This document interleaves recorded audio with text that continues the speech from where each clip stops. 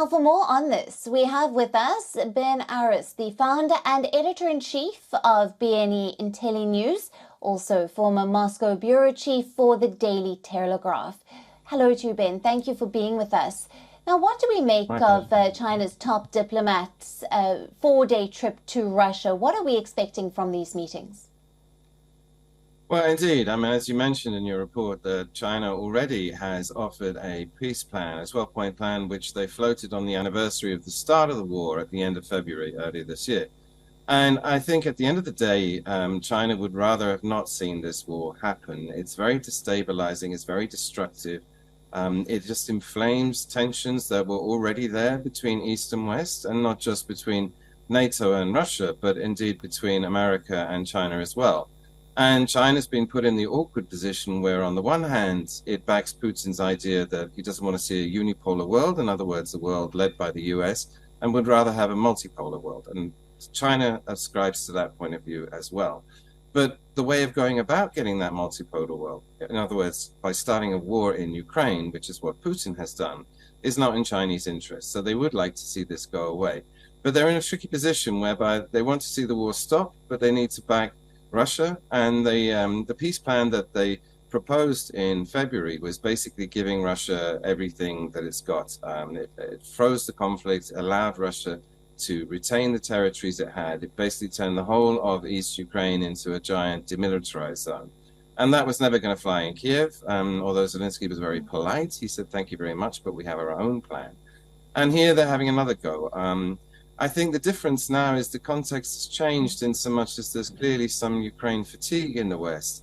And so another peace proposal might be there might be more room to make this one work, or at least to start the process of getting people around the negotiating table to talk about possibilities. Chinese plan as it stands is unacceptable, but I think people may be more prepared to talk now than they were 6 months ago. Mm. And Ben, is Xi Jinping pursuing a China-led settlement to the Ukraine crisis? And what would this mean for China on the global stage? Well, you also have to bear in mind that here that Xi Jinping is not just playing to the Ukrainians, Russians, and trying to stop the war. He's also playing to the gallery, to the global south. You know, we just had the BRICS summit in July and the G20 summit. And China is positioning itself here as a mediator, as someone that people in the global south, if they have a problem with the West, a showdown with the West in sanctions or whatever it is, that they can go to China as an honest broker in order to represent their interests. And in that sense, it doesn't really matter if this peace process comes to fruition or not. China has positioned itself as this sort of neutral entity that can speak on behalf and represent the global markets, the emerging markets. And they're all very interested in that. By the same token, I think a lot of the global south has not adopted sanctions against Russia because they see Russia as a useful counterweight to the West and what they perceive as bullying and weaponization of the dollar, weaponization of trade sanctions.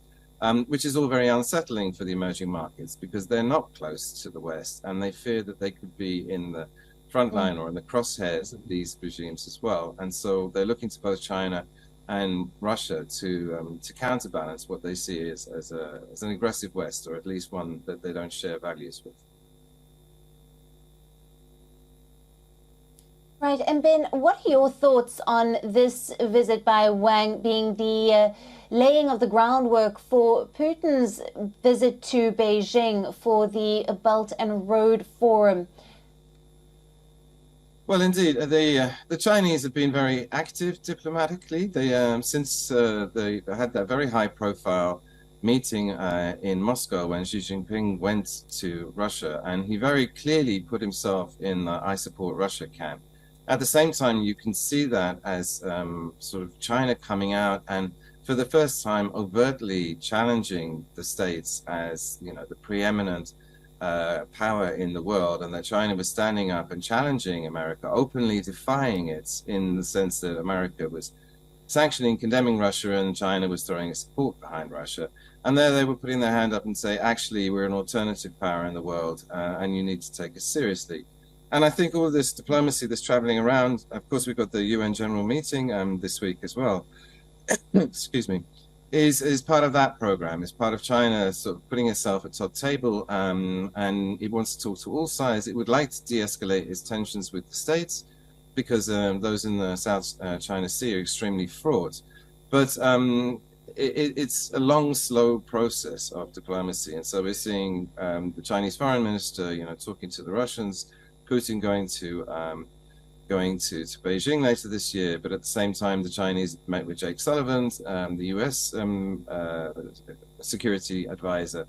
And so they're trying to do sort of classic diplomacy in rather a tense situation. Right, Ben, thank you very much for being with us and your valued insights there. My pleasure.